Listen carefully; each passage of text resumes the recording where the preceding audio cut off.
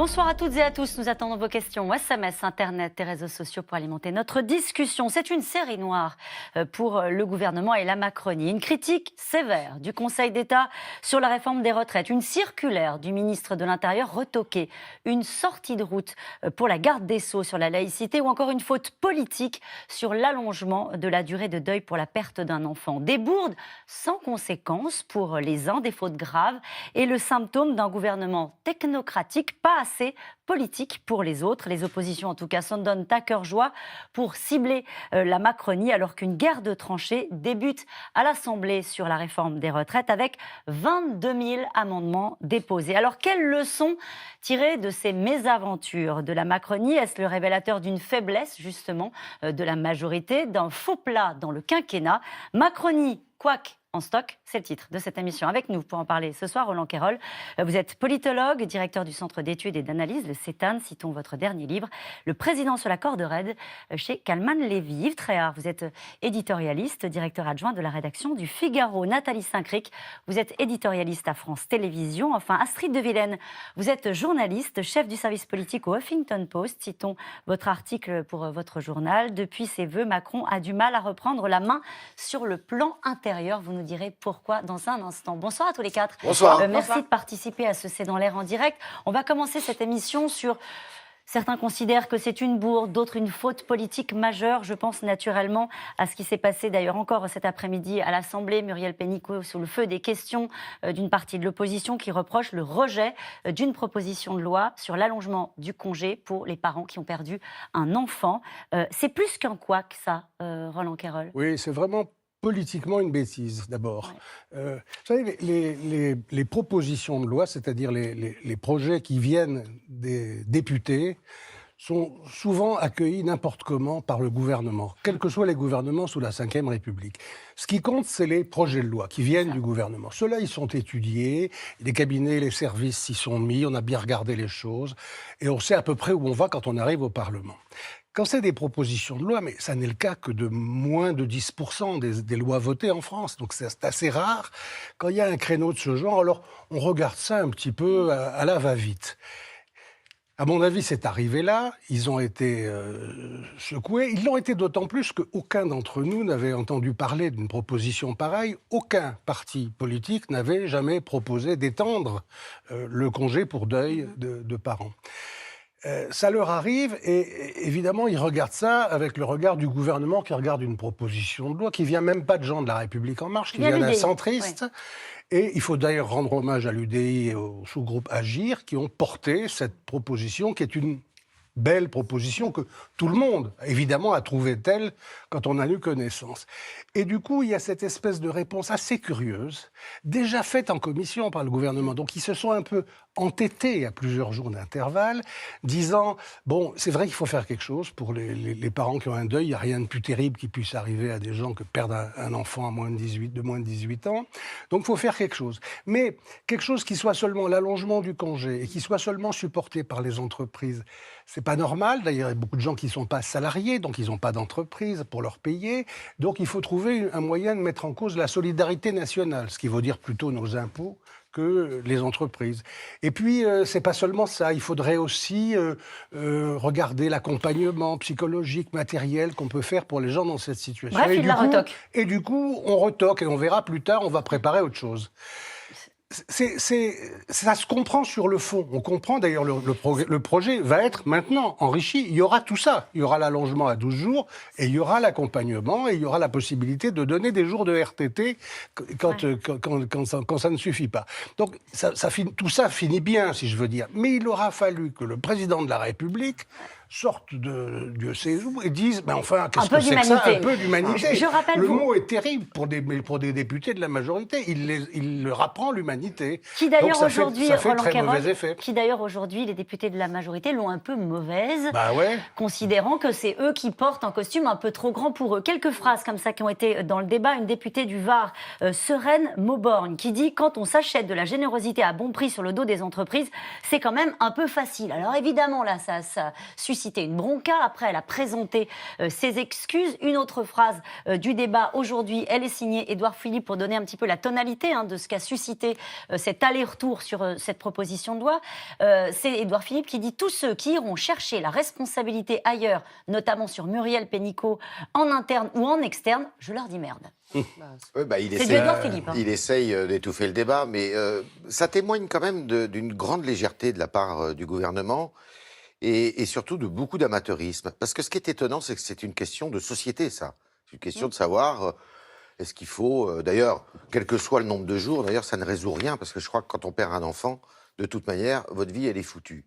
C'est très difficile de surmonter. Mais on aurait pu s'attendre à ce que, avec ce nouveau monde, qui était constitué de ministres et de députés issus de la société civile, donc a priori, je dis bien a priori, plus proches des Français, plus proches de leurs préoccupations quotidiennes que des politiques qui sont en place depuis des années et des années, et surtout venant de Madame Pénicaud, qui a été DRH d'une grande société en France, qu'elle soit un peu sensible à ces questions-là et qu'elle sache y répondre immédiatement.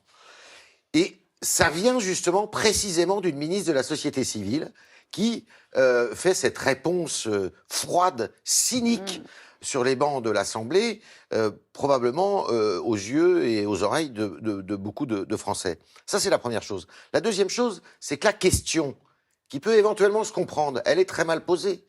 La question, c'est de savoir si ce congé en question, il doit être financé par la collectivité, c'est-à-dire par les impôts des Français, ou par les entreprises. Or, précisément, les enfants qui disparaissent, c'est les enfants de la nation. Donc la question ne se pose même pas. Elle ne devrait même pas se poser. Donc là, c'est vraiment, je dirais, un raisonnement de technocrate. Là, c'est pareil. On revient à une technocratie qui a été quand même, qui est assez mal aimée des Français. Et c'est tout à fait étonnant que ce soit ce gouvernement-là, dans l'état d'esprit qui avait été insufflé par Emmanuel Macron au début, qui fasse cette erreur politique, parce que c'est une erreur politique. Que la ministre ne le voit pas, que certains députés n'aient pas le sens politique, comment ça peut franchir les étapes les unes après les autres jusqu'à, Roland Quérol le précisait, jusqu'à remonter au président de la République qui, à un moment donné, doit dire « faisons preuve d'un peu d'humanité ». Il y en a plusieurs épreuves. Enfin, avant, ça a été arbitré en réunion interministérielle. C'est-à-dire qu'en gros, il y a un groupe de, on va dire, technocrates ou pas, et on répondra à ça là-dessus, qui ont dit qu'est-ce qu'on fait. Bon, ils sont passés rapidement, ils passent tous rapidement là-dessus. Effectivement, que le texte est mal rédigé, ça passe rapidement. Le soir, tout est fait pas bien. Je rajoute quand même que dans les cabinets actuellement, on a tellement serré la vis, c'est-à-dire qu'il y a 10 personnes qui sont en train de gérer tout et n'importe quoi. Et après, pas assez d'effectifs de collaborateurs. C'est-à-dire qu'ils ne se rendent pas compte, de la puissance symbolique. C'est-à-dire c'est quelque chose que n'importe quel Français, il y a eu d'autres couacs avant, sur des choses beaucoup plus alambiquées, beaucoup plus compliquées. Là, tout le monde peut le comprendre. C'est une portée symbolique. Et non, c'est les enfants, 5-12 jours. Tout le monde se dit, si j'enterre mon fils, déjà ça va prendre 5 jours. Le temps que Bon, donc c'est une évidence. Qu'après, les députés qui sont toujours partagés entre le côté non pas godillot, mais l'autre côté, on nous a dit de faire bien, donc on vote. Et ceux qui ont un peu de sens critique et qui, ceux-là, n'ont pas bien compris, que Muriel Pénicaud n'ait pas compris que ça risquait de lui revenir dans la figure, qu'on attende le vendredi, qu'on attende le samedi, parce qu'Édouard Philippe est au Havre, qu'il n'y ait pas quelqu'un qui panique en disant « Attendez, rendez-vous compte, ça va faire un cirque ». Pas possible. Et qu'accessoirement, Emmanuel Macron, comme s'il était sur Saturne, disent « Je demande au gouvernement de faire preuve d'humanité ». Mais attendez, il n'a pas demandé au gouvernement de faire preuve d'humanité. Il dit au gouvernement « Vous me réglez ça dans les 10 jours ou dans les 5 jours et vous le réglez au mieux ». On dirait qu'il est extérieur. Donc si j'ose dire, il y a une succession de manque de travail en amont, de manque d'intelligence et de politique pendant les débats, et après une façon de Emmanuel Macron sentant que c'est un problème de le rattraper de façon hyper maladroite en humiliant les députés, comme s'il y avait les humains et les non-humains. C'est exactement ce qu'on a vu aujourd'hui. Et Édouard Philippe qui arrive à la fin très énervé en disant « J'emmerde ceux qui sont pas... » Ça fait beaucoup, terrible, hein. Ça fait beaucoup. Et vous avez raison d'insister, Nathalie Saint-Cric, sur les députés. On les a entendus aujourd'hui très remontés à l'Assemblée nationale. Certains utilisant ces mots-là, disant « Nous, on veut laver notre honneur ». Parce qu'en gros, on a fait un peu ce qu'on nous a dit. Et aujourd'hui, on s'en prend plein la figure parce que les réactions ont été très virulentes sur le terrain pour ceux qui s'étaient abstenus ou qui avaient voté contre cette proposition de loi. Ça peut créer un désamour entre une partie de la majorité, de la Macronie, et le président de la République. Je ne sais pas si cet épisode-là pourrait créer un désamour, parce que quand même, les députés, dans leur grande majorité, sont très fidèles au président de la République, parce que c'est grâce à lui qu'ils ont été élus. Ce qui est sûr, c'est qu'ils ont été très... ils ont été un petit peu le doigt sur la couture du pantalon pendant cette période, et beaucoup n'avaient pas envie de voter ce texte. Et je crois savoir que Muriel Pénicaud leur disait « vous devez respecter la consigne ». Après, moi, je trouve quand même que c'est vrai que c'est consubstantiel à la Ve République d'avoir des députés godillots. Aujourd'hui, ils se font appeler Playmobil par les députés de l'opposition pour dire qu'ils votent sans réfléchir. Mais peut-être que parfois, les députés pourraient quand même faire entendre une autre voix. Je pense qu'ils n'auraient pas été traités de frondeurs si certains avaient dit publiquement « non, moi, je ne peux pas voter ça » et défendre une autre voix. Et le président de la République, dans ce cas, n'aurait peut-être pas eu à intervenir. Pour moi, c'est aussi ça qui est dévastateur. Il y a deux choses, je pense qu'on a oublié jusqu'à présent. C'est le MEDEF qui intervient quand même dès le vendredi. En disant, on est d'accord. En disant, mais nous, on n'a absolument pas demandé ça, on veut bien financer ce genre de congé. Et c'est à ce moment-là que Muriel Pénicaud rétropédale en disant, OK, on va peut-être faire quelque chose. Donc ça, c'est pas très bon signe pour le gouvernement. C'est parce que ça donne l'impression qu'ils répondent directement au président du MEDEF. Et le fait que Emmanuel Macron intervienne en personne dans ce débat, qui est un débat parlementaire, d'une niche parlementaire qui ne mérite pas normalement que le président s'en mêle, ça donne aussi beaucoup d'importance et d'écho à ce couac. Et si je peux ajouter quelque chose qui est quand même aussi révélateur de la majorité présidentielle, c'est que le tronc central de la majorité présidentielle, qui est la République En Marche, fait très peu de cas de ses alliés. Là, c'est une proposition de loi UDI. Et une proposition de loi, sincèrement, qui aurait mérité d'être un peu travaillée. D'un député qui a une histoire particulière. D'un député qui a une histoire très particulière. Parce qu'il a perdu un enfant. Il a perdu un enfant. Mais c'est peut-être pour ça que ça venait en fait d'un seul député qui y tenait. C'est encore moins pris au sérieux. Ils n'ont pas beaucoup de considération pour leurs alliés dans la majorité présidentielle. Cela dit, moi je trouve qu'il y a certains journalistes, je regarde mon ami Yves, ils voient un peu fort sur les qualificatifs. Moi j'ai revu plusieurs fois les images de Muriel Pénicaud au Parlement. Vous avez dit quoi? Cynique, froide, etc. Moi, je trouve qu'elle avait l'air plutôt embarrassée, très embarrassée même, qu'elle avait l'air de prendre le sujet au sérieux. Non, mais de le prendre au sérieux et de dire, mais tel que c'est, ça va pas, il faut trouver un autre moyen. C'était plutôt l'embarras devant la proposition que ce côté techno et cynique. Elle n'a pas manqué d'empathie, c'est peut-être le mot, non? Je ne crois pas que ce soit ça. Elle a peut-être voulu bien faire, c'est-à-dire qu'elle se s'est peut-être dit que par rapport au texte déposé, c'était pas bien pour les PME ou pour les TPE qui ne pouvaient pas. Elle a peut-être eu un raisonnement intellectuel, elle a sûrement eu un raisonnement intellectuel. Le problème de toute cette génération de ministres officiellement société civile, c'est que peut-être ils veulent bien faire, mais qu'ils ne se rendent jamais compte qu'ils ont des espèces de micro-bombes politiques et que personne ne peut comprendre. En tout cas, ça s'explique, c'est de dire, attendez, c'est peut-être pas comme ça, c'est peut-être pas financé, et ce que disent un certain nombre de parlementaires, c'est tout de suite on contre-propose un amendement pour dire, on fait preuve de bonne... On veut faire mieux, c'est pas qu'on veut pas faire, c'est qu'on veut faire mieux. C'est une erreur. Depuis quelques jours, le gouvernement prononce ce mot-là en faisant amende honorable pour tenter d'éteindre tant bien que mal la polémique. Le rejet par la majorité donc d'une proposition de loi accordant des congés supplémentaires aux parents ayant perdu un enfant. Eh bien, cette polémique ne passe pas. Le président lui-même a dû rappeler à l'ordre ses troupes en les appelant à faire preuve d'humanité. Pierre-Milet Belando, Émilien David et Dominique Lemarchand. En Pologne, Emmanuel Macron était venu parler d'Europe. Mais en conférence de presse, il a dû commenter des polémiques françaises. Plus particulièrement, l'affaire des congés pour les parents ayant perdu un enfant. Le gouvernement va corriger les choses pour que l'humanité retrouve l'efficacité. Je n'ai pas d'autre chose à dire et je crois qu'il faut, en la matière, savoir aussi raison garder. C'était il y a quelques jours. Un amendement est discuté à l'Assemblée nationale. Il s'agit de donner davantage de congés aux parents endeuillés. Muriel Pénicaud, ministre du Travail, se positionne contre. Le débat n'est pas est-ce qu'il faut mieux accompagner, permettre un répit, permettre aux parents qui ont vécu ce drame. C'est est-ce que c'est normal que ce soit la petite entreprise qui paye 100% ça et pas la solidarité nationale? L'amendement est rejeté par la majorité et l'indignation éclate dans l'hémicycle. Je pensais que sur ce point-là, l'allongement en cas de décès d'un enfant de 5 à 12 jours, il n'y aurait pas de France Insoumise, et il n'y aurait pas de Républicains, et il n'y aurait pas de Modem, et il n'y aurait pas de En Marche. Je penserais que sur ce dossier-là, on marcherait main dans la main. Merci. Le gouvernement est accusé d'être totalement déconnecté Les jours passent, la polémique enfle et la ministre du Travail revient sur ses propos. Je crois qu'on a fait une erreur collective. On le reconnaît, le texte de loi n'est pas encore voté puisque c'est au début du processus. Donc on va le corriger. Il faut pouvoir permettre un répit plus important, de 5 à 12 jours. Un rétropédalage de plus pour un gouvernement embarrassé par une autre affaire. Il y a quelques semaines est diffusée cette vidéo sur les réseaux sociaux. Je déteste la religion. Le Coran est une religion de haine. La jeune Mila, 16 ans, tient des propos insultants à l'égard de l'islam qui lui valent des menaces de mort. Au centre de l'affaire, la question du droit au blasphème. Interrogée sur le sujet, la ministre de la Justice lâche cette petite phrase. L'insulte à la religion, c'est évidemment une atteinte à la liberté de conscience, c'est grave. Là encore, face aux critiques, la ministre fait son mea culpa.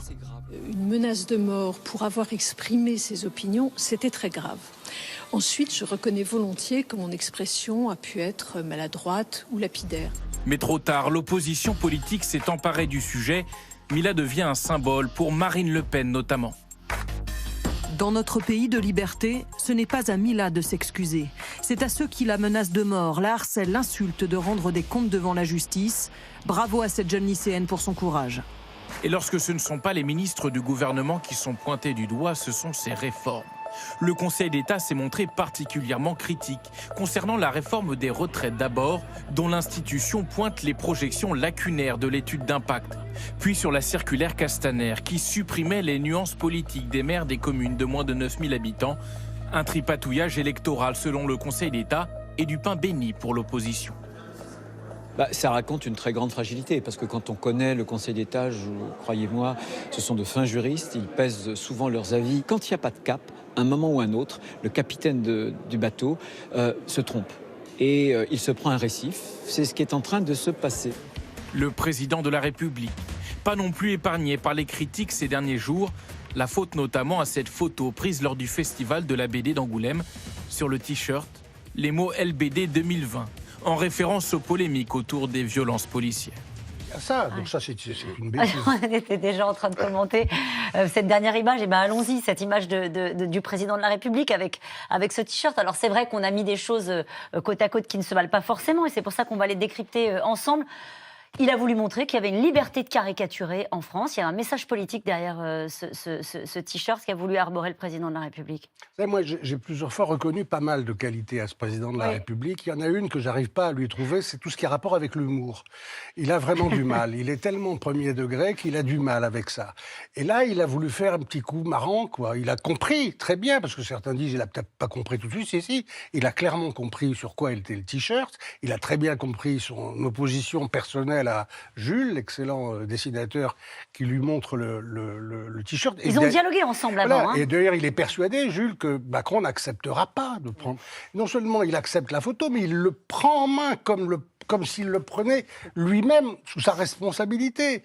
Et ça devient un truc contre les LBD. Ce qui, moi, m'amuse beaucoup, parce que moi, je pense que ça fait longtemps que les LBD auraient dû être suspendus par ce gouvernement. Mais c'est vraiment évidemment pas à Macron, tout à coup, de faire ça avec une plaisanterie et un t-shirt au festival de la bande dessinée. Là, je pense que voilà, c'est un geste. Ça, c'est maladroit ou c'est plus que ça? C'est là la question. Je pense que c'est une vraie maladresse politique. C'est contradictoire aussi, parce que quelques jours avant, il y a Mme Belloubet, qui est la garde des Sceaux, qui réhabilite d'une certaine façon le délit de blasphème, donc qui est contre la liberté d'expression pour le coup. Et lui, dans la même semaine, il fait tout le contraire. C'est-à-dire qu'il dit, moi c'est pour la liberté d'expression, donc on ne comprend pas très bien. Ça c'est la première chose. Ça a été mal reçu par les policiers? Ça a été. Et puis alors, la deuxième chose, c'est que pendant toutes les séquences des Gilets jaunes et une partie de la séquence des retraites, il y a quand même eu un mot d'ordre au gouvernement de ne pas parler de violence policière. C'était le mot interdit, de ne pas remettre en question... par le président lui-même. Par le président de la République lui-même, et de ne pas remettre trop en question les tactiques policières. Et là, qu'est-ce qu'il fait? Il fait tout le contraire. Donc, c'est un président qui aime le paradoxe aussi. Il aime la provoque ou pas? Pour aller jusque-là? Sûrement, ça il le dit souvent qu'il aime la transgression, etc. Mais ce qui est en plus assez dommageable pour lui dans cette image, c'est qu'il a réussi à se mettre dans le même temps deux camps ceux qui critiquent les violences policières, qui disent qu'ils sont contre le LBD, qui critiquent la doctrine du maintien de l'ordre, mais aussi les syndicats de policiers qui ont dit sur les plateaux de télévision qu'ils trouvaient ça extrêmement provocateur. J'ajoute qu'à Angoulême, il y avait quand même peut-être autre chose à faire en allant voir le monde de la culture publiquement, ce que Emmanuel Macron ne fait pas souvent. Il y avait peut-être des annonces à faire, puisque Franck Riester va normalement faire des annonces pour les auteurs de bandes dessinées qui sont très mal payés. Peut-être que là, d'un point de vue du sens politique, ça aurait été malin de venir avec des annonces ou autre chose et pas faire cette photo qui est une maladresse. Disons qu'on ne va pas mélanger, on va en parler de Mila. Ouais, bien sûr. Et Mila, ça a l'air d'être quelque chose de relativement périphérique, mais quand on a l'âge d'Emmanuel Macron et qu'on sait ce que c'est que les réseaux sociaux et les chaînes d'infos, et que quand on n'a pas grand-chose à se mettre sous la dent, on sait que ça va faire à peu près 8 heures de chaînes d'infos avec tout le monde qui réagit, à tout le monde, à qui on demande, aux policiers s'ils sont d'accord, s'ils trouvent ça bien, les autres qui ne sont pas contents, juste on s'abstient. Mais est-ce qu'il, pardon de le dire comme ça, mais Il résiste pas. Est-ce qu'il s'en moque pas un peu, Emmanuel Macron, précisément de ce que vous expliquez, à savoir C'est ce qu'il essayait l'espèce de moulinet comme ça autour d'une image, de commentaire du commentaire. Est-ce qu'il ne considère pas qu'il a voulu passer un message qui est celui de dire liberté de caricature, j'ai le sens de l'autodérision? Très bien, sauf que c'est pas ça qui est passé. Ouais. C'est-à-dire que quand on montre aux gens cette image, les gens ne se disent pas, mon Dieu, quelle liberté d'esprit, on a le droit de tout. Les gens se disent, ils se moquent des LBD et les violences policières. C'est mal reçu. Enfin, ce qui compte, c'est comment les gens prennent. Il n'a qu'à faire lui-même les sous-titres. Il n'a qu'à dire, je fais ça parce que, à ce Attends, moment-là, mais bon, pourquoi président de la pas. République, c'est difficile de faire Mais du une second photo, degré parce que vous êtes c'est pas toujours possible. pris au premier degré de toute manière. Et puis, l'acte 2 du gouvernement ou l'acte 2 de l'exécutif, c'était de justement rompre avec les petites phrases qui lui avaient fait mal. Dans la première partie du quinquennat, il faut traverser la rue pour aller prendre du travail. Ou, enfin, il a eu plusieurs petites phrases qui lui ont été reprochées, à tort ou à raison d'ailleurs, qui étaient sorties spontanément de lui. Et là, c'est une façon de renouer avec ça. Qu'aurait dû faire cette question qui nous est posée ce soir? Qu'aurait dû faire le gouvernement dans l'affaire Mila, ce qui est devenu l'affaire Mila? Quelle aurait été la bonne attitude? Alors là, naturellement, cette question fait écho aux propos de Nicole Belloubet, qui a expliqué que l'insulte à la religion est une atteinte à la liberté de conscience. Elle s'est ravisée par la suite en disant qu'elle avait été mal comprise.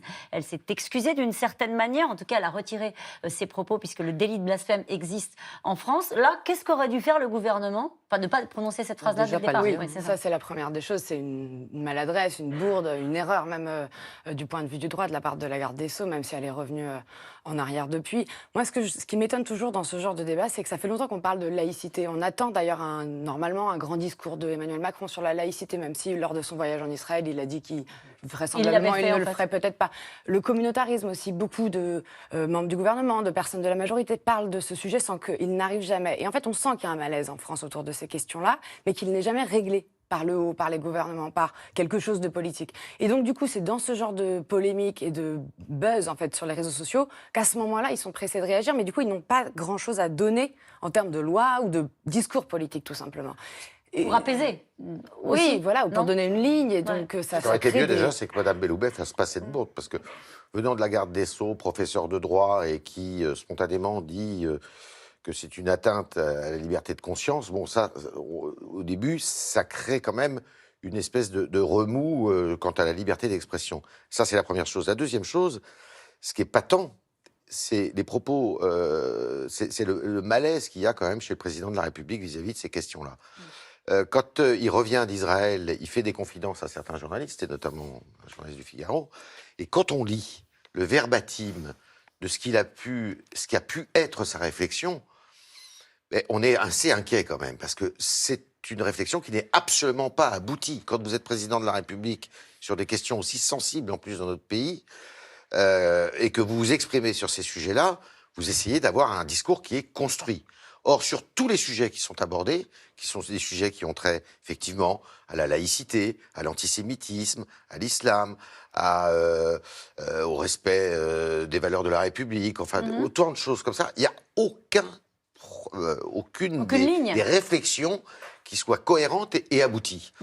Avec au cours de cet entretien, Yves Tréhard, il a dit « Arrêtez de me demander de faire un grand discours sur la laïcité. Je l'ai déjà fait 100 fois. Je l'ai fait 100 fois et j'ai posé ma ligne sur qui est une position, on peut lui reconnaître, qui n'est pas caricaturale, qui est une position d'équilibre sur le sujet. Ça, je dois reconnaître que je ne sais pas ce qu'un discours sur la laïcité du président de la République changerait. Ça, c'est clair. Ce qu'on demande à un pouvoir exécutif, c'est de faire respecter la loi, puisque après tout est sur la table. On n'a pas besoin de réforme de ce point de vue, sauf peut-être à la marge sur certains sujets. Mais c'est vrai, mais à ce moment-là, quand il parle, il doit être beaucoup plus clair que ce qu'il énonce. Qu'aurait dû faire le gouvernement dans l'affaire Mila? C'est la question qui nous est posée. La question de base, c'est de ne pas réagir sans réfléchir, de comprendre quelle est la problématique posée, c'est-à-dire quel concept qu'il y a derrière. C'est une jeune fille qui a été attaquée parce qu'elle était homosexuelle, donc ça c'est le premier truc. Donc elle a été attaquée, c'est elle la première qui est attaquée. Derrière, elle dit un certain nombre de phrases qu'on peut cautionner ou ne pas cautionner, sauf qu'on a le droit de le dire. Et que d'abord, il y a une enquête qui est ouverte, mais elle sera close après pour provocation à la haine, ce qui n'est absolument pas le cas, puisque c'est son avis personnel. Et après, au lieu de voir que dans un premier temps, j'ajoute qu'on entend assez peu les associations de défense LGBT, etc., se précipiter pour défendre cette jeune femme qui, jusqu'à nouvel ordre, est plutôt jeune, qui a peut-être eu tort d'utiliser les réseaux sociaux sans s'imaginer. Donc je trouve que l'attitude de Jean-Michel Blanquer, par exemple, qui est de dire, de respecter et d'essayer de trouver une solution pour la rescolariser, donc c'est de dire liberté d'expression. Il n'y a pas de blasphème. Elle a été attaquée en premier. Elle a le droit d'avoir toutes les sexualités de la Terre qu'elle souhaite. Et à partir de là, on essaie de trouver une solution. Ça n'a pas été suffisamment dit de la part du gouvernement, c'est ça que de la part de Mme Belloubet, ça part. On ne parle pas de la racine. La racine, c'est elle se fait, comme disent les jeunes, pourrir sur les réseaux parce qu'elle a refusé les avances de quelqu'un et qu'elle dit qu'elle est lesbienne. Donc ça part de là. Donc c'est une atteinte à sa liberté. Roland Quérol, là, est-ce qu'on est, d'essayer de mettre des mots précis sur ce qu'on est en train de commander, on est sur un buzz, il y a certains commentateurs de la vie politique qui ont considéré que ça, pour le coup, c'était une raison de présenter sa démission quand on est garde des Sceaux et qu'on passe autant à côté d'un sujet comme celui-ci. Est-ce que c'est un buzz regrettable ou est-ce que ça révèle justement ce que dit Yves Tréhard, une absence de ligne dans la majorité et au sein du gouvernement sur le sujet de la laïcité? Je crois rien de tout ça. Je crois que, à votre question, qu'est-ce que le gouvernement devrait faire dans un cas comme ça, je réponds rien. Ça ne concerne en rien le gouvernement. Je ne vois pas, et encore moins alors, le président de la République. En rien. Blanquer a fait son boulot, il a très bien fait. Il n'y a rien d'autre à faire. C'est que les intéressés... la garde des Sceaux n'aurait même pas dû en parler? Elle n'aurait jamais dû dire un mot là-dessus. Et en plus, ce qu'elle dit n'a aucun sens. Qu'est-ce que ça veut dire, une injure à la liberté de conscience? Ça n'a aucun sens. Ça ne veut rien dire, la liberté de conscience. Elle existe dans ce pays bien avant ce régime, et elle existera, Dieu merci, pour très longtemps. Donc, elle doit se taire. Il faut quand même, de temps en temps, apprendre à se taire. C'est une des leçons que vous retenez, vous, de ce dossier-là, c'est que les ministres n'ont pas vocation à tout commenter. Et elle n'est pas la seule. Et à partir du moment où on dit une bêtise, qui, à mon avis, ne veut rien dire en plus, mais qui peut être interprétée comme une faute de droit public extrêmement grave, comme si elle mettait en cause cette jeune fille de 16 ans qui emploie un langage un peu insultant sur les réseaux sociaux. Vous vous rendez compte l'affaire que c'est? Et utiliser des mots pareils qui peuvent laisser croire qu'on est contre cette jeune fille parce qu'elle a utilisé ces mots, alors vraiment, il vaut mieux se taire. On continue à égrener les mésaventures de la Macronie avec cette circulaire qui a été retoquée par le Conseil d'État qui concernait donc les élections municipales et la possibilité du nuançage politique pour des communes de moins de 9000 habitants. Bronca des oppositions pour dire non, c'est pas possible parce que ça va mécaniquement favoriser la République En Marche et baisser la représentation de LR et du RN. Je vais résumer. Là, pour le coup, est-ce que c'est la faute de qui? La faute du ministre de l'Intérieur? Ils n'ont pas travaillé en amont? C'est un couac? C'est une bourde? C'est un problème des technos? Non, là, ils sont quand même... Enfin, je veux dire, ils mettent les doigts dans la prise pour se faire électrocuter. C'est pas autre chose. Le ministre... Moi, j'y vois 2 ou 3 choses. D'abord, l'approche des élections municipales par le pouvoir exécutif est une approche qui n'a pas arrêté de changer. On nous a raconté d'abord que c'était pas important, ça n'avait pas de signification particulière quant au pouvoir exécutif, pour le pouvoir exécutif. Après, on nous a raconté, et sans dire qu'il fallait enjamber ça. Et puis, ils se sont rendus compte, à la lumière probablement de certains sondages et de beaucoup de frictions dans des villes, que finalement, ils allaient peut-être à la catastrophe. Ouais. Ça, c'est la première chose. Et la deuxième chose, comment ils pouvaient imaginer que de présenter un pareil texte, ça ne pouvait pas réveiller lire des oppositions, quelles qu'elles soient. Parce que même si c'est vrai que les nuançages politiques dans les petites villes sont pas très marqués et sont parfois difficiles à lire parce que c'est souvent des équipes d'alliance avec un peu toutes les étiquettes qui sont mélangées.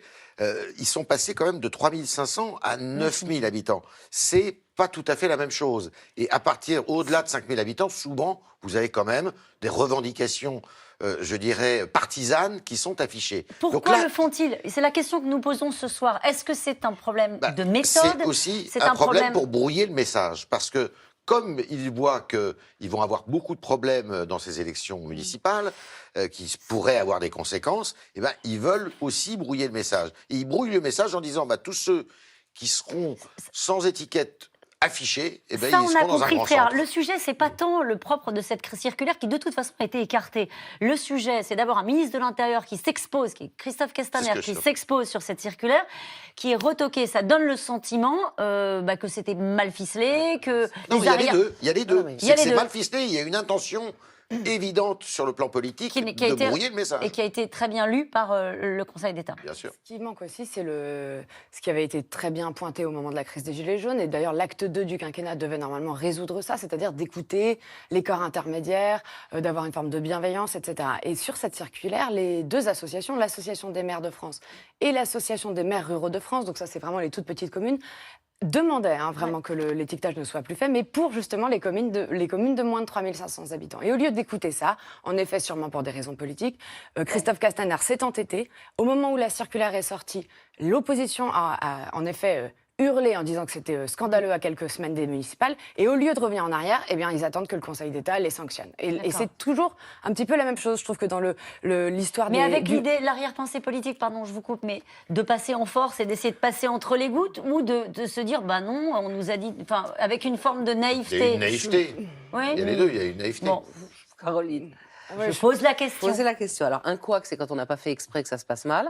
Là, il y a une volonté de manip. C'est-à-dire de faire en sorte que le soir des élections, on puisse minimiser les succès ou des Républicains ou des fiefs socialistes qui tiennent, de manière à ce qu'en gros, il y ait une espèce de magma en disant avec des diverses, je ne sais pas quoi déjà.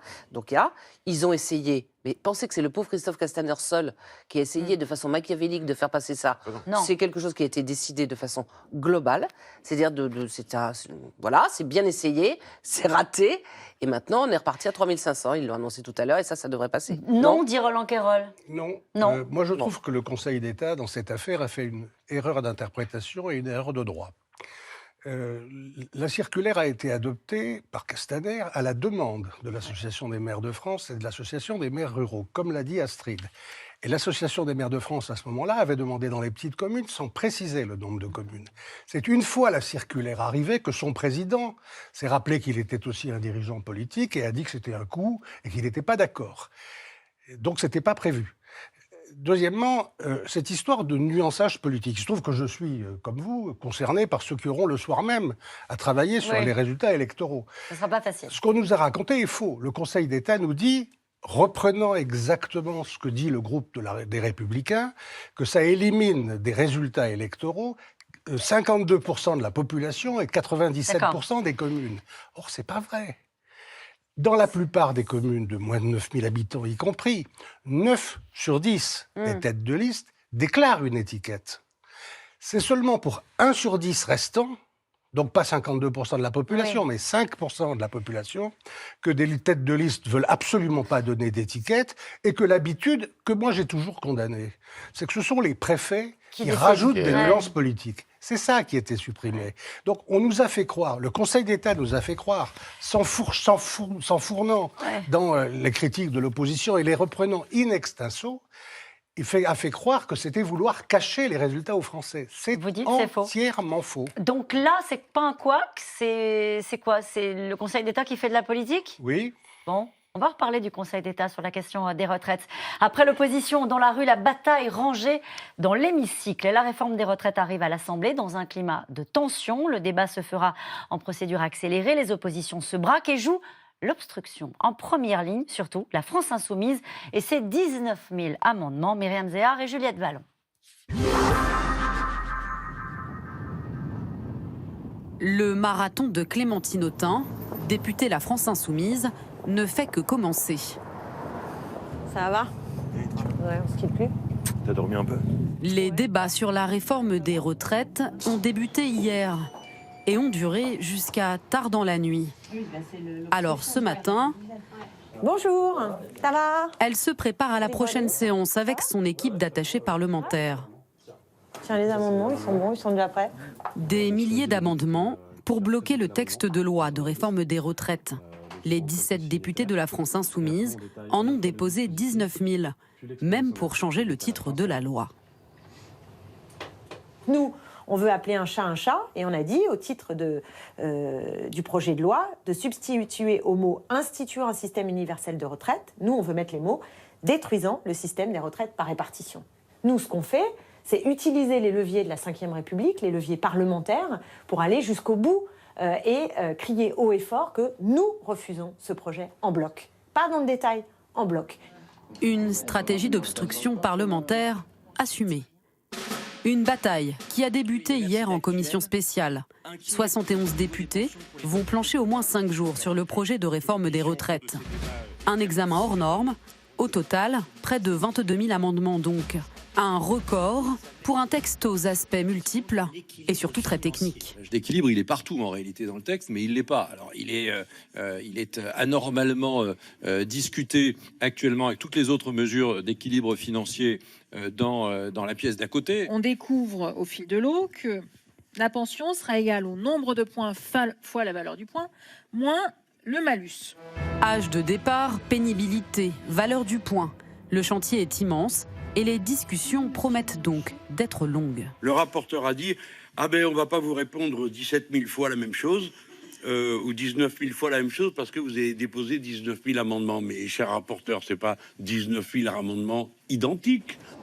Des débats inutilement empêchés selon les députés de la majorité, qui s'agacent des pratiques de leurs collègues insoumis. Le fait qu'on soit bombardé comme ça d'amendements déposés en 17 exemplaires pour supprimer n'importe quel alinéa de tout le texte, etc., fait qu'en fait, à chaque fois qu'on a un débat de qualité sur le fond, bam, ils arrivent en martelant « on veut pas de la loi, on veut pas de la loi, on veut pas de la loi ». Hier, on a siégé de 16h à minuit, on a fait 200 amendements, donc on a fait 1% du texte, 1% des amendements. On est toujours à l'article 1, on a passé 2 heures sur le titre. Donc si ça continue comme ça, la commission n'aura pas le temps d'examiner tout, sinon il faudrait 100 jours de débat, vous imaginez, on revient en septembre, on continue. Pas assez de temps, c'est exactement le reproche qu'adresse le groupe Les Républicains au gouvernement. Les députés de droite qui réclamaient en bloc la semaine dernière la tenue d'un vrai débat, selon leurs mots. Aujourd'hui, le Parlement ne dispose ni du temps, ni de toutes les données nécessaires pour évaluer, amender, discuter de cette réforme. Et même s'il existe quelques points d'accord entre LR et LREM sur le fond, la droite critique le gouvernement quant au financement de la réforme. Faire une réforme des retraites sans se préoccuper des finances est à nos yeux une aberration. Si on a fait une réforme en 1993, puis une autre en 2003, puis une autre en 2010, et même la réforme Touraine de 2014, ça a chaque fois été pour équilibrer, sauvegarder le régime de répartition. Une partie de l'opposition pourrait faire usage d'une autre arme pour contrer le projet de réforme des retraites. Une motion de censure. Pour éviter l'obstruction, le gouvernement a lui aussi une option, le 49.3. Un recours aux ordonnances pas officiellement envisagé, en tout cas pour l'instant. Alors nous allons revenir sur cette bataille d'amendements, cette question. Les couacs en série prouvent-ils que le gouvernement est sorti éreinté de la réforme des retraites ? Je pense qu'il y a un peu de ça, parce que, vous savez, tous les gouvernements sous la Ve République ont connu des trous d'air comme ça, où ça pataugeait dans tous les sens, avec des couacs sur beaucoup de sujets. Et comme disait Chirac, les emmerdes, ça vole en escadrille. Et c'est un peu le cas. Mais là, il y a quand même, depuis 1 an et demi, le gouvernement et le pouvoir exécutif en général est sous tension. C'est-à-dire qu'il y a eu l'épisode des Gilets jaunes, qui n'a pas été simple. Il y a eu l'épisode des retraites. Et je pense que ça les a un peu essorés. Et ça a aussi contribué à diviser, d'une certaine façon, la majorité. Parce que je suis d'accord, même si cette majorité, elle doit, pour beaucoup d'entre elles, son élection pour beaucoup d'entre eux, de députés et de sénateurs, ils doivent ça à Emmanuel Macron. Eh bien, il y a quand même, si vous voulez, Et on le voit aujourd'hui, les sensibilités rejaillissent, les sensibilités reviennent, et on est moins en même temps que dans un pas de deux, je dirais. Qui ressemble à ce qu'était, d'une certaine façon, François Hollande, la majorité de François Hollande, mais en moins prononcé à l'époque, ou aussi ce qui peut faire penser à Lionel Jospin au tournant des années 2000. Lionel Jospin avait des bons résultats économiques, mais sur d'autres sujets, qui étaient des sujets relatifs justement à la vie de la société, eh bien ça coinçait. C'est classique, dit Yves Tréhard, au bout d'un moment, on est à 1000 jours du début du quinquennat. C'est pas forcément lié à ce qui s'est passé avec la réforme des retraites. Vous êtes d'accord avec ça ? Bien sûr que si. Moi, j'apprends qu'ils sont fatigués, les ministres. Je suis vraiment désolé pour eux. Non, je veux dire, ils sont un peu essorés. Tout le monde me dit ça, quoi. Ils sont fatigués, ils sont essorés, ils sont dans un état à bout de 2 ans et demi. 2 ans et demi sous la République, sous cette République, c'est le temps moyen de passage d'un ministre dans un ministère. Donc ils sont arrivés à la moyenne que tout ça fait. Ils espèrent tous un jour être ministres. Ça dure en moyenne 2 ans et demi.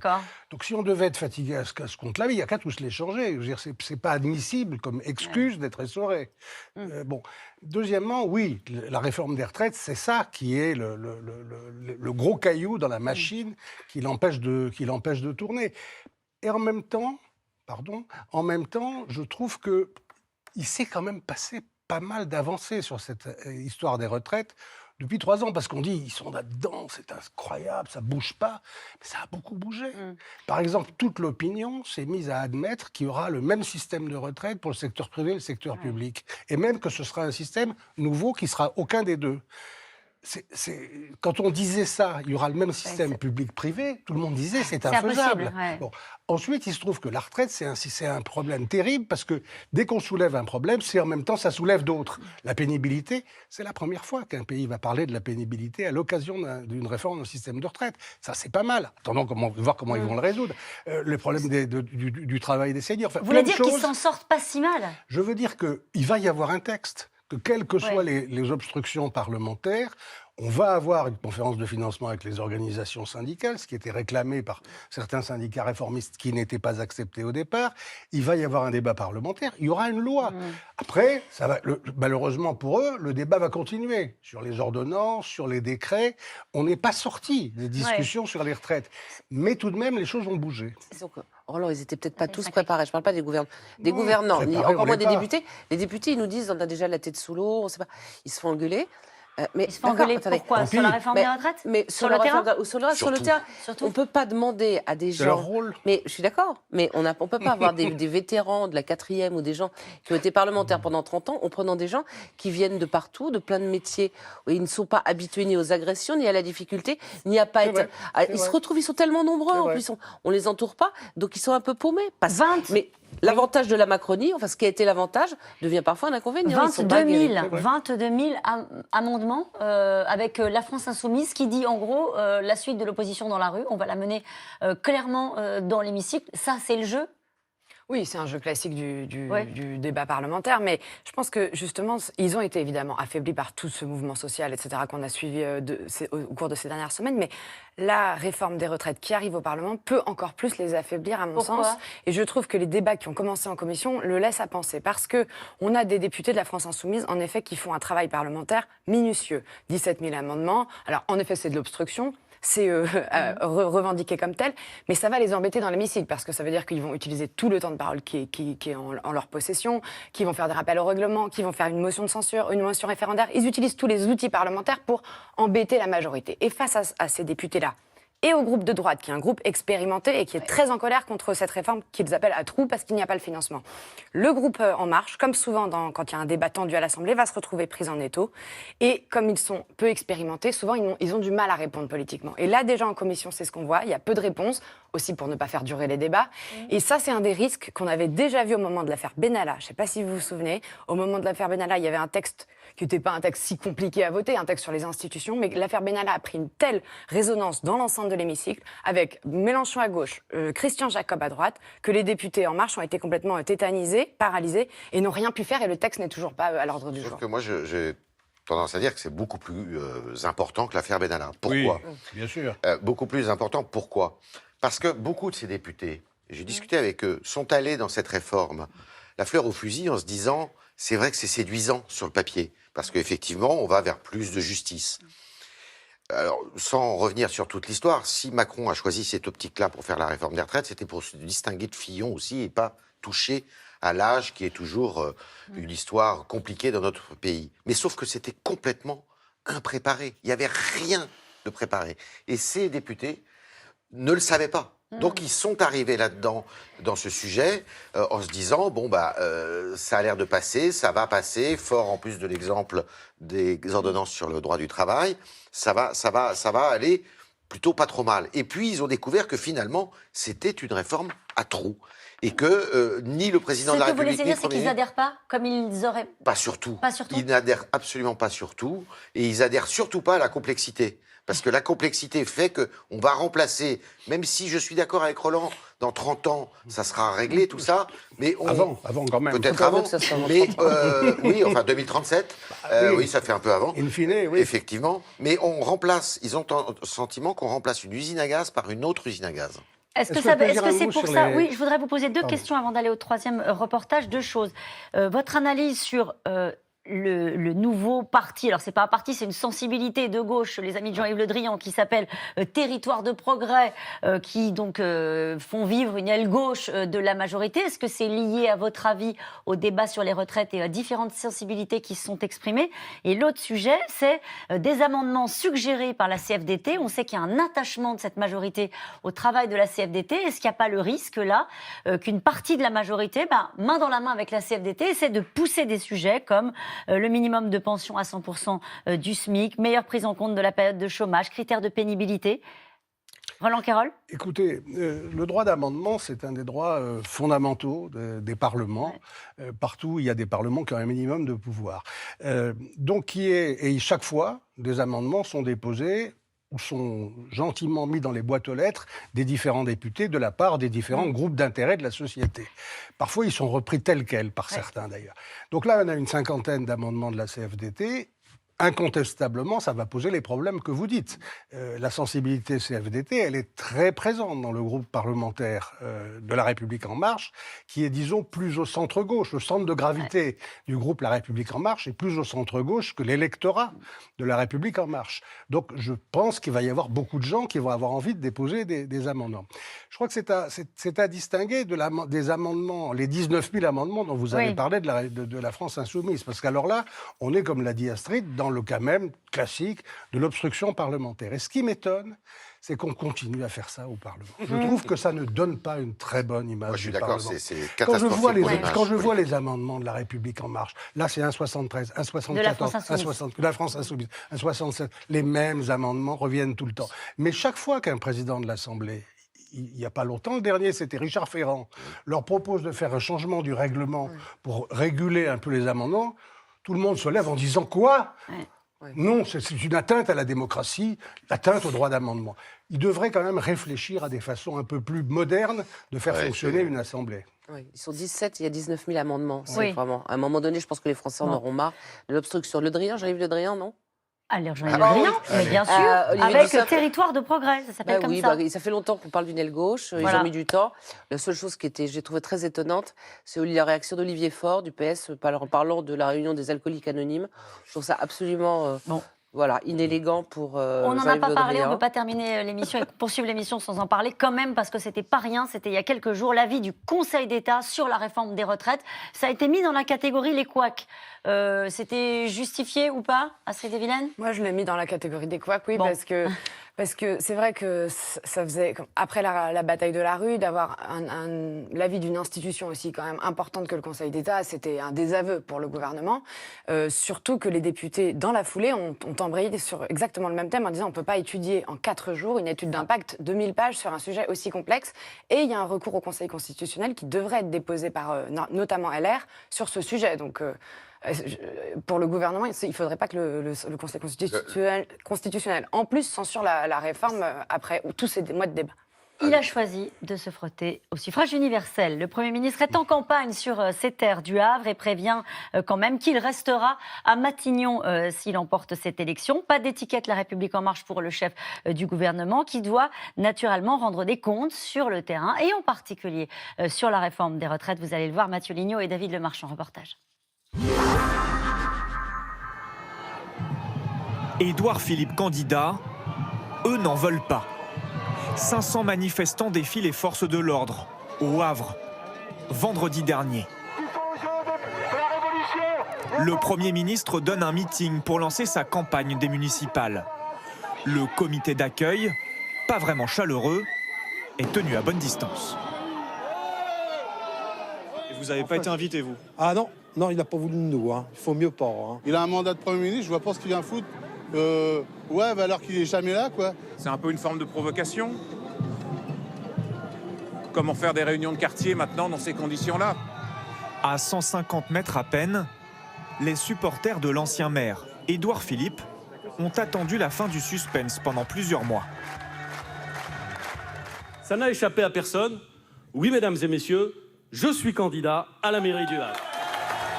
Édouard Philippe candidat de la majorité présidentielle, mais sans l'étiquette En Marche.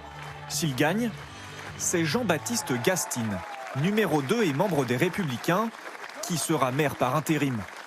Édouard Philippe, lui, restera Premier ministre.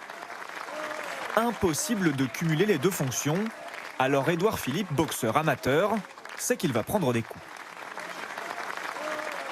Ce sera une élection difficile, je le sais. Elle sera humainement difficile au sens où, vous le savez, je l'ai indiqué, je dois faire la part entre le candidat que je suis au Havre et le Premier ministre que je suis tout le temps. Mais elle sera, je le sais aussi, politiquement difficile. Parce que certains voudront faire de cette élection un test national. Édouard Philippe joue gros, mais il peut compter sur sa popularité locale. En 2014, il a été élu maire au premier tour avec 52% des voix. Il y a une pression, mais bon, les Havrais aiment Édouard Philippe. Quand il fait partie du gouvernement, automatiquement, c'est sur eux qu'on tape en premier, quoi. Donc, en plus, il est Premier ministre, donc c'est lui qui est en tête. Alors certains opposants politiques veulent en profiter. Frédéric Groussard est tête de liste pour le Rassemblement national.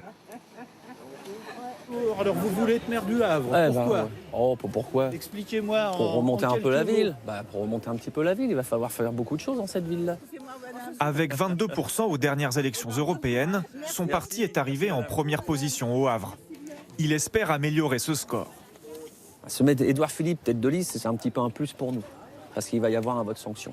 On le sait, il y aura un vote sanction parce que les gens, certaines personnes font la différence entre le national et le local, d'autres pas. Donc je pense qu'on est même sur du 50-50, faut le savoir. Donc il va y avoir un vote sanction. Face au Rassemblement national, deux barons de la politique locale. Édouard Philippe à droite donc, et Jean-Paul Lecoq, député communiste. Ce jour-là, son équipe est en réunion de campagne. J'ai une proposition, c'est qu'à partir de la semaine prochaine, on fasse des équipes, des gens qui sont candidats sur les marchés. Parce qu'on a la liste aujourd'hui. La stratégie de Jean-Paul Lecoq, monter une liste qui mêle candidats de partis politiques de gauche et membres de la société civile. Pas d'étiquette communiste. Vu l'image que les gens ont aujourd'hui des partis politiques et des appareils surtout, le fait d'être complètement sorti de ces appareils et d'avoir une campagne avec des gens complètement nouveaux, c'est quelque chose d'excessivement positif. 3 autres listes se sont déclarées dans la course à la mairie du Havre. Une liste de gauche menée par les Verts et le Parti socialiste, une liste du Parti animaliste et une autre d'un mouvement citoyen, Vivre le Havre. Cet après-midi, le parti Les Républicains a annoncé ne pas soutenir la liste municipale d'Édouard Philippe. Ils ne soutiendront pas, mais il y aura un candidat LR face au Premier ministre? Il y a des chances. Enfin, le communiqué de cet après-midi laisse entendre qu'il y aura effectivement un candidat, ce qui est logique, puisque s'il s'oppose à Édouard Philippe, parce qu'il faut savoir que sur la liste d'Édouard Philippe, il y a énormément de Républicains, qui sont toujours encartés d'ailleurs au parti. Mais ce serait une liste sans étiquette? La sienne, oui, La elle sera sienne. sans étiquette, bien sûr. Pourquoi Édouard Philippe se présente-t-il au Havre puisqu'il ne peut pas occuper les deux fonctions en même temps? Elle est importante cette question parce que je pense que la personne qui nous la pose ce soir n'est pas la seule. Quel est l'intérêt? Qu'est-ce que va chercher le Premier ministre? Pensez à la suite. Ah oui. Quand on est à Matignon, c'est un job qui est précaire par définition. On peut du jour au lendemain être limogé ou voilà, au gré d'un remaniement ou de la volonté du président de la République. Donc Édouard Philippe, qui a déjà cette expérience de maire, qui a une expérience assez précieuse à mon avis au sein de la majorité par rapport à tout ce qu'on disait tout à l'heure, c'est-à-dire le manque d'expérience, le manque de contact avec les citoyens.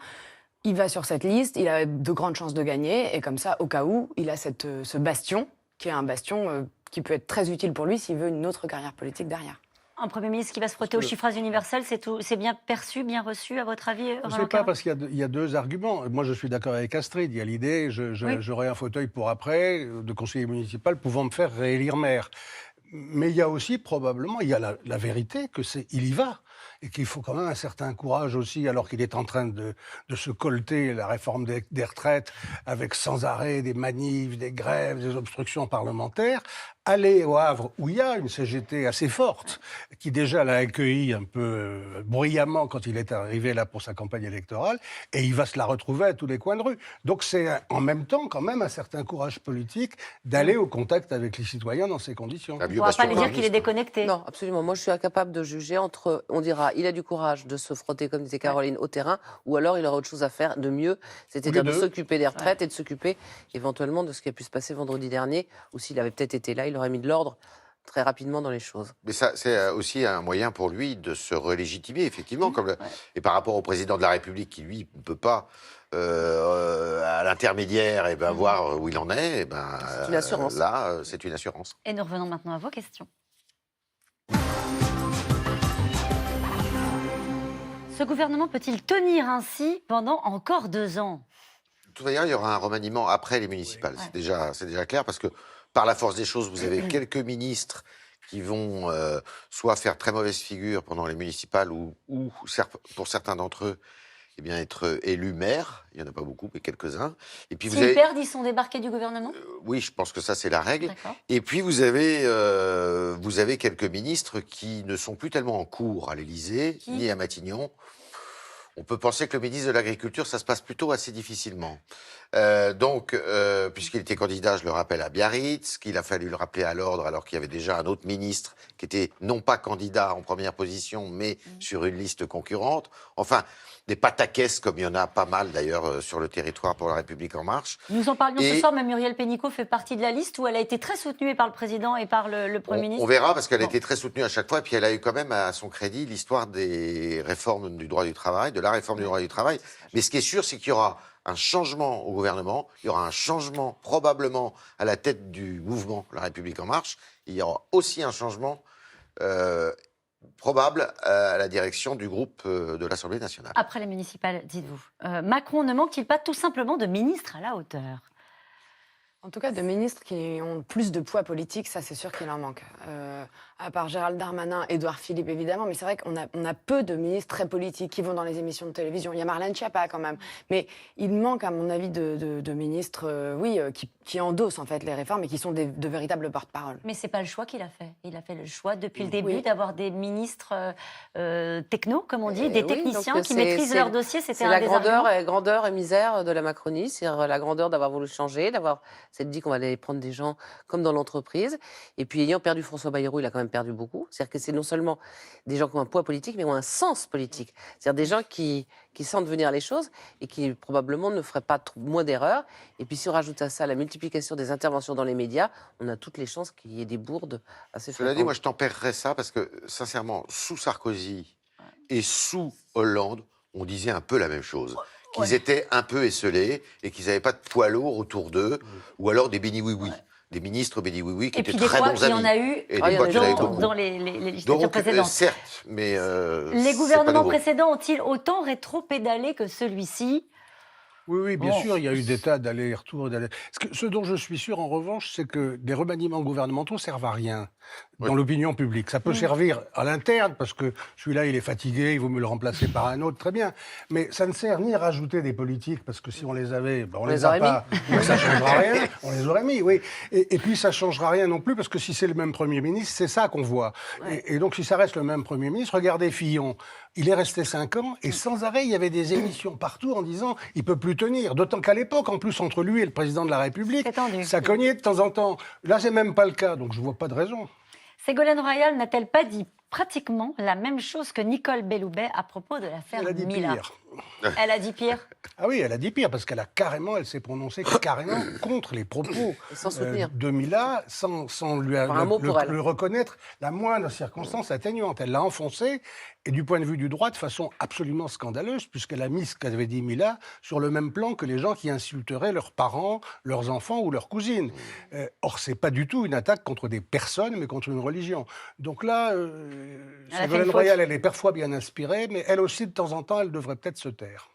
La République En Marche s'affole-t-elle un peu à l'approche des municipales? Ah oui, je pense qu'il y a une grande inquiétude, peut-être pas des quelques-uns qui sont très expérimentés, et qui, après tout, des élections intermédiaires pour un pouvoir exécutif. C'est toujours mauvais. Et pour une majorité, c'est rarement bon, on va dire. C'est même parfois catastrophique. Je vous renvoie à 83, à d'autres, 77, sous Giscard d'Estaing, ça a été terrible.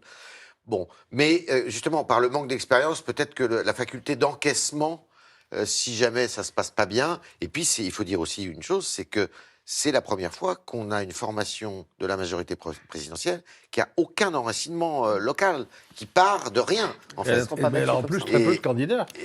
Pardon ? Elle a en plus très peu de candidats. Et très peu de candidats. Donc, et si Édouard Philippe fait un mauvais score au Havre ? Et si Édouard Philippe fait un mauvais score au Havre ? Est-ce que c'est possible ?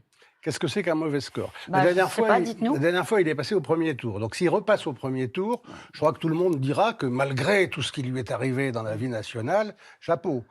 S'il passe, mais au deuxième tour, on dira c'est moins bien que l'autre fois, mais chapeau quand même.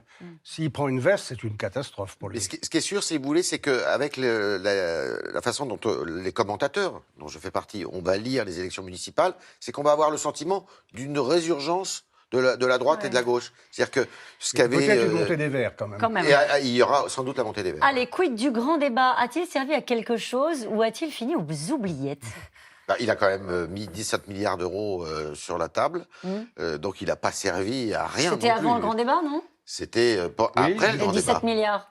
Après le grand débat. 10 plus 7, oui. 10 plus 7, oui. Donc c'est l'addition des gilets jaunes, je dirais. Malgré les erreurs, n'y a-t-il pas quand même une tendance à hystériser les débats de la part des citoyens ?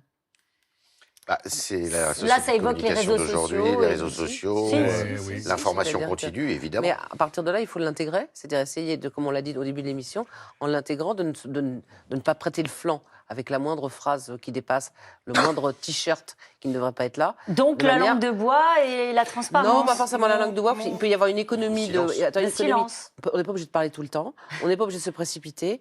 On peut éventuellement choisir les gens qui parlent pour que cela, et puis éventuellement les entraîner en leur disant ce qu'il faut dire. Ce qui est intéressant, c'est qu'il y a un contraste entre une société qui n'est pas devenue plus violente. Au contraire, on a la société la moins violente de notre histoire. Moins de meurtres, moins d'assassinats, moins d'infanticides, moins de viols, tous intrafamilieux notamment. Donc, ça va plutôt mieux, on est plus civilisé. Mais alors, pour ce qui est de l'attaque verbale, on est devenu formidable. Là, les réseaux sociaux nous ont poussés à employer des mots qu'on n'aurait jamais osé employer autrement. Qui pourrait succéder à Édouard Philippe au poste de Premier ministre ? Alors, c'est pas franchement une hypothèse, hein, mais... C'est pas une hypothèse, pas l'hypothèse actuelle. Il y en a actuelle. qui se préparent, quand même ? Oui, sans doute. Oui, plusieurs. Qui ? Par exemple, des ministres de droite qui sont au sein du gouvernement. Bruno Le Maire ? C'est vous qui l'avez dit. Bon. Il n'est pas le seul. Macron intervient sur Villani, sur le deuil, etc. Est-il président de la République ou chef de parti ? Est-ce que c'est son rôle d'intervenir sur Villani et sur Astrid Villani ? Sur Villani, moi je trouve que c'était une erreur, c'est-à-dire de le convoquer à l'Élysée comme ça, en prenant le risque qu'il y ait cette phrase à la sortie de l'Élysée, sur le trottoir, pour dire non, je ne ferai pas ce que me demande le président de la République. C'était quasiment une humiliation en fait. Il aurait mieux fallu, à mon avis, demander à Stanislas Guerini de le faire, à quelqu'un d'autre, ou de lui passer un coup de téléphone. Risque-t-il d'y avoir un 49-3 pour la réforme des retraites ? Pour l'instant, tout le monde dit on ne va pas le faire, parce qu'on ne commence pas un débat en disant déjà comment ça va finir. On peut imaginer qu'ils trouveront le temps, et puis on peut ne pas exclure totalement qu'in fine, si c'est trop le cirque, ça se termine comme ça. Ça va durer au-delà de ce qui est prévu dans les délais, a priori ? Ça ira au-delà de l'été. Ça ira. Au-delà de l'été ? Bon. On en reparle. Je doute fort que ce soit conclu. Merci à vous tous. C'est la fin de cette émission qui sera rediffusée ce soir à 22h25. On se retrouve demain à 17h50 pour un nouveau C'est dans l'air. Tout de suite, c'est à vous. Belle soirée sur France 5.